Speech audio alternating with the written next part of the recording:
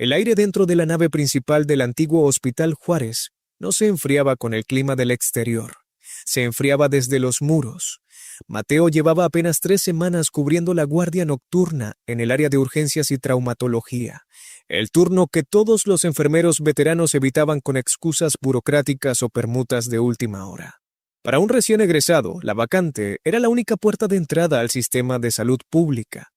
Aquella noche de lluvia persistente, la humedad se filtraba por las junturas del viejo edificio, levantando un olor característico a desinfectante industrial mezclado con hierro y yeso húmedo. A las 2 de la mañana, el bullicio de la tarde quedaba reducido al zumbido monótono de los monitores de signos vitales y al goteo distante de una tubería en el sótano. Si ves a alguien caminando hacia la sala de recuperación vieja, no vayas, le había dicho don Fernando, el camillero que llevaba más de 30 años en el turno nocturno, mientras compartían un café instantáneo a medianoche. La gente cree que es una historia para expulsar a los internos nuevos. No lo es. Mateo no creía en esas cosas.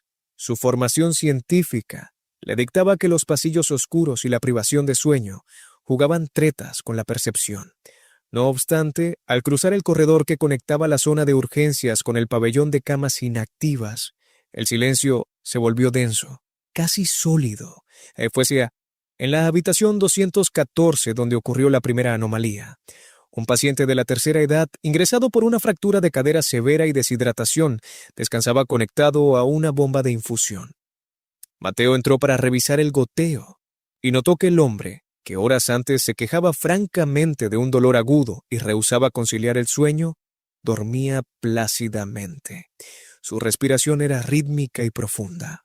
Al acercarse a la mesa de noche para anotar las constantes vitales en la hoja de enfermería, vio que el catéter intravenoso estaba perfectamente fijado con una cinta adhesiva limpia, aplicada con una técnica impecable que ya casi nadie utilizaba. Un doblez simétrico, pulcro y rígido. Además, en el vaso de plástico sobre la mesa, el agua estaba fresca y la sábana del paciente se encontraba estirada sin una sola arruga, alineada con una precisión matemática. ¿Quién vino a ver al paciente de la 214? Preguntó Mateo al regresar al módulo central de enfermería. Laura, la enfermera encargada del turno, ni siquiera levantó la vista del expediente que rellenaba con bolígrafo azul. Nadie. Tú eres el único asignado a ese pasillo hoy. Yo he estado asentando los ingresos desde la 1.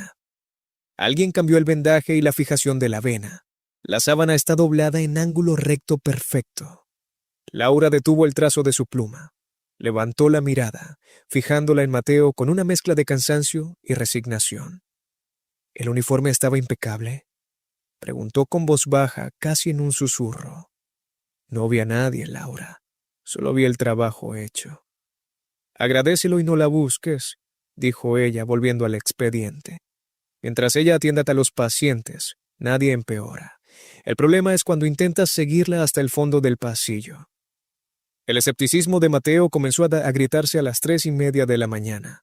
Una alarma sonó en el pabellón de quemados, un área semidesierta en proceso de remodelación que teóricamente no tenía pacientes asignados esa noche debido a la falta de equipo operativo. El panel central indicaba que el botón de llamada de la cama 8 había sido activado desde el interior, acompañado únicamente por la linterna de su teléfono y el sonido de sus propios pasos sobre el linóleo gastado. Mateo caminó hacia la zona en penumbras. Cada paso parecía alejarse del ruido normal del hospital. El murmullo de la ciudad desapareció por completo. Llegó a la puerta de la habitación 8.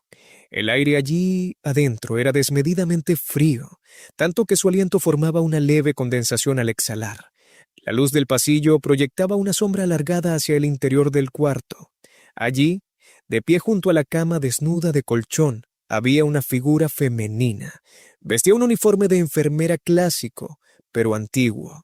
Un vestido blanco de falda larga hasta los tobillos, una filipina perfectamente almidonada sin la menor marca de polvo, y una cofia erguida con una franja negra distintiva que pertenecía a los escalafones de enfermería de mediados del siglo XX. El tejido de la prenda parecía emitir una luminosidad muy tenue, un blanco absoluto que contrastaba brutalmente con la penumbra del entorno. La mujer estaba de espaldas a la puerta, manipulando con destreza un frasco de vidrio para suero que ya no se utilizaba en la práctica médica moderna. El sonido de las telas almidonadas al chocar entre sí generaba un rasguño seco, rítmico, como de papel rígido al doblarse. «Disculpe», alcanzó a decir Mateo con la garganta reseca. La figura no se giró rápidamente, lo hizo con un movimiento lento y fluido. Su rostro, iluminado apenas por la luz difusa que entraba por la ventana, no presentaba rasgos grotescos ni deformaciones monstruosas. Era el rostro de una mujer de mediana edad, de facciones serias, pálida y con una mirada abismalmente vacía, fija en un punto indeterminado detrás de Mateo. Mateo intentó retroceder, pero sus piernas no respondieron al estímulo. El aire en la habitación se volvió sofocante, cargado de un olor penetrante a éter y fenol desinfectante, sustancias que llevaban décadas fuera de uso. La mujer dio un paso hacia él. El crujido de su uniforme almidonado resonó en la habitación vacía como un eco multiplicado. Llevaba en las manos una bandeja de acero inoxidable con pinzas y gasas dobladas con pulcritud obsesiva. «El turno aún no termina», dijo una voz que no parecía salir de la figura, sino resonar directamente en los muros de la habitación, seca y carente de inflexión emocional. «Hay pacientes que requieren atención y nadie los está cuidando». Mateo dio un tropezón hacia la atrás, cayendo sobre el pasillo fuera de la habitación. Al impactar contra el suelo, la luz de su linterna apuntó hacia el interior del cuarto. La habitación estaba completamente vacía. No había nadie junto a la cama metálica, no había bandeja de acero ni frasco de suero, solo el polvo acumulado sobre el marco de la ventana y una corriente de aire helado que salía por la puerta. Se levantó como pudo y regresó a toda prisa hacia el módulo de enfermería. Laura lo vio llegar descolorido, sudando frío y respirando con dificultad. No le hizo preguntas, simplemente le sirvió un vaso de agua y lo obligó a sentarse. «¿La viste, verdad?», dijo Laura suavemente. «Ese uniforme no existe desde hace 50 años», balbuceó Mateo. «Eulalia», respondió ella mirando hacia el pasillo oscuro. «Fue la mejor enfermera que tuvo este lugar en su tiempo. Meticulosa, estricta, obsesionada con el orden. Dicen que descuidó a un paciente por un desamor y que murió consumida por la culpa. Ahora no puede irse. Sigue haciendo las rondas que nadie le pidió, atendiendo a los olvidados». Mateo miró la hoja de turno sobre la mesa. En el apartado correspondiente a la revisión del pabellón de quemados, donde no debía haber ningún registro, apareció una firma con caligrafía elegante y tinta negra aún fresca, con una fecha y hora anotadas con absoluta precisión militar.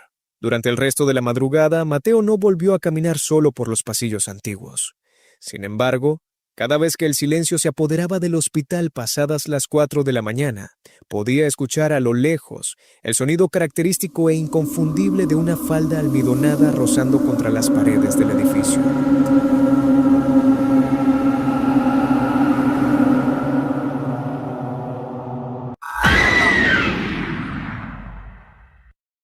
El frío en Madrid a finales de noviembre no solo se siente en la piel, se mete en la estructura de los edificios centenarios. El antiguo edificio del Hospital San Fernando, cargado de historia y reestructuraciones a lo largo de las décadas, conservaba en sus plantas inferiores y galerías subterráneas la arquitectura maciza del siglo XVIII, donde el granito y el ladrillo refractario retenían un verdor de humedad inacabable. David había sido contratado como personal de mantenimiento y seguridad nocturna para la zona restaurada del inmueble. Gran parte del complejo albergaba oficinas administrativas y dependencias sanitarias modernizadas, pero los sotanillos y las viejas salas de curaciones de la planta baja permanecían clausurados tras pesadas puertas de madera de roble con herrajes de forja. «Esta llave es para el acceso general», le explicó don Ignacio, el encargado saliente, mostrándole un manojo de llaves de hierro pesado que sonaban como eslabones de cadena. «Y esta otra, la de latón, es para las galerías inferiores. Solo bajes si salta el cuadro de luces, y si bajas, no te entretengas. Ese suelo ha visto demasiado sufrimiento desde la época de la peste». David, pragmático y poco dado a especulaciones, tomó el manojo. Su trabajo era sencillo: hacer 3 rondas de inspección entre las 10 de la noche y las 6 de la mañana, verificar que las vías de evacuación estuvieran despejadas y que ningún indigente se hubiera colado por los viejos tragaluces de la fachada posterior. A la 1:30 de la madrugada, durante su primera ronda completa, comenzó a percibir una anomalía sutil. En el corredor largo que conducía a la antigua sala de autopsias y anfiteatro anatómico, los tubos de fluorescente parpadeaban con un zumbido seco. El aire olía a moho, a polvo viejo y a una nota penetrante de vinagre aromático y alcanfor, compuestos que no figuraban en el inventario de limpieza actual. Mientras caminaba al fondo del pasillo, escuchó un sonido distintivo sobre las baldosas de piedra, el arrastre pesado de unas suelas de madera o cuero rígido, un ritmo lento, desigual, como el de alguien que camina con extrema dificultad cargando un peso excesivo. David apuntó con su linterna hacia el cruce de galerías. ¿Hay alguien ahí? El acceso a esta zona está restringido, anunció, intentando proyectar una autoridad que la resonancia del pasillo convirtió en un eco tembloroso. El sonido de los pasos se detuvo de golpe. Al llegar a la intersección, no encontró a nadie. Sin embargo, en el polvo acumulado sobre el piso de granito, cerca de la pared, había una marca fresca, un rastro húmedo y continuo, como si alguien hubiera arrastrado una sábana impregnada en fluido denso. El reloj de pared de la conserjería dio las 2 de la mañana cuando el termómetro digital del panel de control marcó una caída abrupta de temperatura en el sector C, la zona más antigua del hospital. David agarró su linterna y volvió a descender por la escalera de caracol de piedra. Al llegar al último tramo, notó que la puerta de doble hoja del viejo depósito de cadáveres estaba entreabierta. La cerradura de hierro no estaba forzada. Simplemente, el pestillo no había enganchado. Un haz de luz amarillenta salía del interior, pese a que las luminarias eléctricas de esa zona llevaban años desconectadas de la red principal. Se acercó sigilosamente y se asomó por la rendija. La estancia conservaba las mesas centrales de piedra con canaletas de desagüe esculpidas en el borde. Sentada en una banqueta de madera, al lado de una de las mesas de granito, había una figura envuelta en un hábito de tela oscura, voluminoso y desgastado en los dobladillos. La cabeza estaba cubierta por una capucha amplia que impedía ver las facciones de su rostro. La figura extendía las manos, largas, amarillentas y con nudillos prominentes, sobre una bandeja de barro cocido, manipulando vendas de lino amarillado y tarros de cerámica sellados con cera. «El médico de guardia no vendrá hoy», dijo una voz rasposa, profunda y carente de resonancia humana, que parecía salir directamente de las grietas del muro. Trajeron 12 más desde la Puerta del Sol. La fiebre no perdona a los jóvenes. David se quedó paralizado.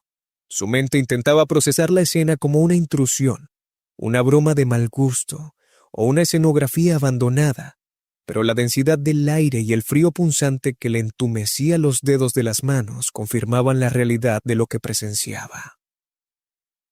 «¿Quién es usted?», logró articular David con un hilo de voz. «Esta zona es de acceso restringido. Tengo que pedirle que salga». La figura encapuchada detuvo sus manos. Lentamente comenzó a erguirse. Medía casi 2 metros de altura y el hábito de estameña crujió con el movimiento, dejando escapar una bocanada de aire helado que olía a antisépticos arcaicos y carne estancada. Cuando giró la capucha hacia la luz de la linterna de David, la oscuridad bajo la tela era absoluta. No había ojos, ni nariz, ni boca. Solo un vacío denso, como si el interior del hábito estuviera relleno de la misma penumbra de los subterráneos. De la manga derecha emergió un brazo huesudo, que señalaba con un dedo rígido hacia el fondo del pasillo, donde se ubicaban las antiguas fosas comunes selladas en el siglo XIX. «Los que entran al San Fernando en la hora tercera no salen caminando», murmuró la voz, que ahora sonaba como docenas de murmullos superpuestos en un suspiro colectivo. «Trae los paños limpios. El cirujano necesita lavar la mesa». David dio un paso atrás, pero el suelo bajo sus pies se sintió repentinamente blando, como si caminara sobre barro denso. Tropezó con el umbral de la puerta y cayó de espaldas al pasillo. La linterna se le escapó de las manos, rodando por el pavimento y proyectando la luz hacia el techo arbolado de la galería. Desde el piso, Vio cómo la figura salía del depósito con pasos lentos y rítmicos. El borde del hábito arrastraba sobre el suelo de granito, levantando una polvareda tenue que olía a azufre y humo de teas. Sin mirar atrás, David se arrastró sobre sus manos y rodillas hasta recuperar el equilibrio y corrió hacia la escalera de caracol.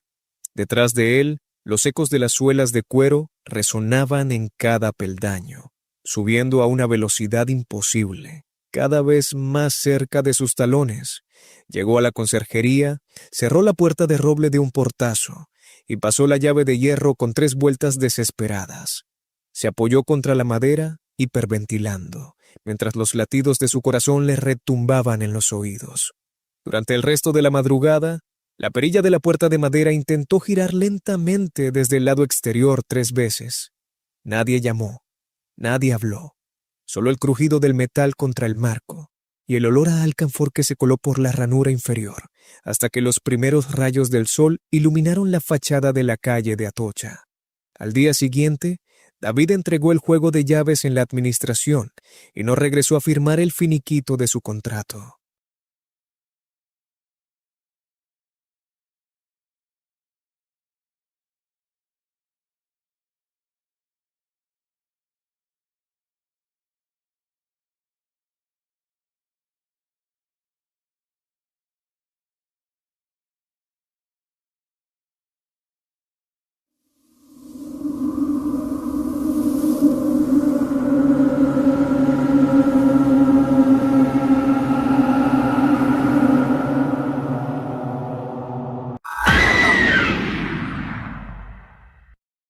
El aire en lo alto de la colina de Waverly Hills siempre ha tenido un peso distinto.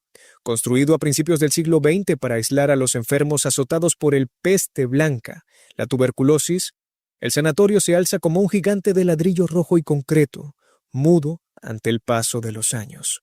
Thomas, un historiador contratado por la Sociedad de Preservación del edificio para catalogar registros médicos abandonados antes de una etapa de remodelación, sabía muy bien que la arquitectura del lugar estaba diseñada con un propósito sombrío: ventilación constante, ventanales enormes y galerías abiertas al aire helado de Kentucky, una terapia que a menudo aceleraba la muerte de los pacientes más debilitados.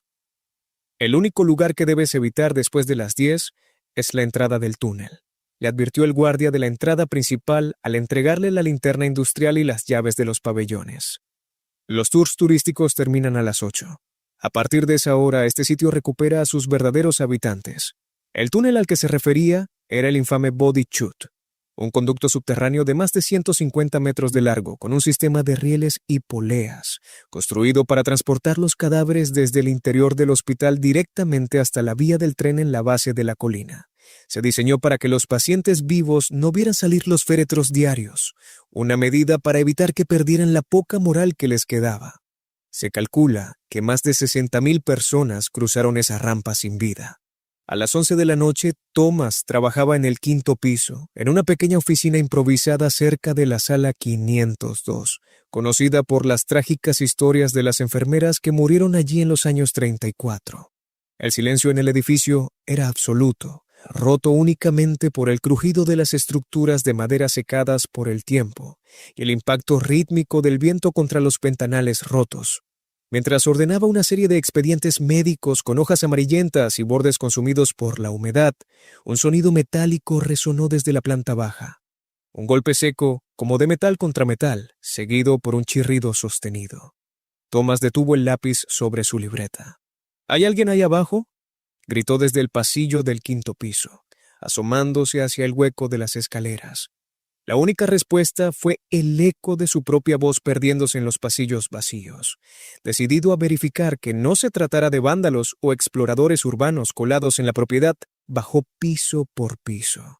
El frío se hacía más intenso a medida que descendía. En el primer nivel, el vaho de su respiración formaba densas nubes frente a su rostro. El olor a pino y tierra húmeda del exterior desapareció, reemplazado por la pestilencia rancia del moho, la pintura descascarada y una sutil nota metálica que recordaba a la sangre seca. Llegó a la entrada del túnel. La boca de la galería subterránea se abría en el muro de concreto como un pozo negro e insondable que descendía en una pendiente inclinada hacia la penumbra de la colina. Allí, Justo en el umbral donde comenzaban los rieles gastados, había una pequeña pelota de goma de color rojo, cubierta de polvo. Thomas iluminó el objeto con su linterna. Sabía que la leyenda de Timmy, el niño fantasma que jugaba con pelotas en el primer piso, era uno de los relatos favoritos de los guías de turistas. Pero ver la pelota allí, en absoluta soledad a mitad de la noche, le produjo un escalofrío que le erizó la piel. De pronto, la pelota rodó 3 centímetros hacia el interior del túnel. No había corriente de aire en esa zona subterránea. La pelota no rodó por gravedad. Rodó con un movimiento intencionado, constante, empujada por una fuerza invisible. «No voy a jugar», murmuró Thomas dando un paso atrás. En ese instante, desde el fondo del body chute, comenzó a subir un sonido. Al principio era un murmullo distante, como docenas de voces susurrando oraciones incoherentes, pidiendo agua o aire. Gradualmente, el murmullo se convirtió en un raspado rítmico, el sonido de cajas de madera pesadas siendo arrastradas sobre la rampa de concreto. Skrr, skrr, skrr. El sonido de la polea metálica comenzó a girar en el techo del túnel. El cable de acero, oxidado y tenso, crujía mientras se movía lentamente hacia la oscuridad. Thomas apuntó el haz de luz de su linterna hacia la pendiente descendente. A unos 20 metros dentro del túnel, la luz pareció ser absorbida por una bruma densa y grisácea. De esa neblina comenzaron a emerger siluetas embosadas. Figuras famélicas con rostros cadavéricos, hombros hundidos y extremidades pálidas que caminaban en una procesión lenta e interminable. No miraban hacia los lados, caminaban con la cabeza gacha, arrastrando las piernas, ascendiendo desde la boca de la colina hacia el hospital. Eran las sombras de los miles de enfermos que habían entrado con esperanza y de los que jamás salieron. En medio de la procesión, una figura se detuvo. Era una mujer de estatura baja, con el uniforme desgarrado de los años 30. Levantó la cabeza despacio. En lugar de ojos, sus cuencas eran pozos de sombra abismal, y de su boca abierta brotó un gemido largo y rasposo, el sonido de unos pulmones colapsados, intentando inhalar un aire que ya no podía salvarla. Thomas intentó dar la vuelta y correr hacia las escaleras, pero las piernas no le obedecieron. La gravedad dentro del umbral del túnel parecía haberse invertido. Una fuerza de succión helada, un viento feroz que salía de la nada, tiraba de su ropa y de su cuerpo hacia el interior de la fosa. «Entran vivos, salen por el túnel», susurraron las voces en coro, resonando directamente dentro de sus oídos, un eco multiplicado por las paredes de concreto. Con un esfuerzo agónico, Thomas logró aferrarse al marco de hierro de la puerta de acceso. El aire se volvió sofocante, cargado del dolor acumulado durante décadas de agonía colectiva. Vio cómo la pelota roja saltaba por la pendiente hacia sus pies, rebotando lentamente sobre el pavimento helado hasta detenerse contra sus botas. Al tocar el objeto con la punta de la suela, una descarga de frío punzante le atravesó la pierna. El grito que tenía atorado en la garganta finalmente salió, rompiendo el trance. Thomas se impulsó hacia atrás con todas sus fuerzas, cayendo sobre el pasillo del primer piso y arrastrándose en el suelo hasta salir de la zona de cobertura del túnel. La puerta de hierro de la galería subterránea se cerró de golpe, con un estruendo metálico que resonó en todo el edificio de 5 plantas. Thomas no volvió a subir a buscar sus notas ni sus pertenencias. Corrió hacia la salida principal, cruzó el patio desierto bajo la lluvia torrencial y no se detuvo hasta llegar a su automóvil. Cuando encendió los faros del vehículo y miró hacia la fachada principal del sanatorio, en el 5º piso, en la ventana de la sala 502, una pequeña luz blanca parpadeaba lentamente, como si alguien estuviera despidiéndose desde la penumbra.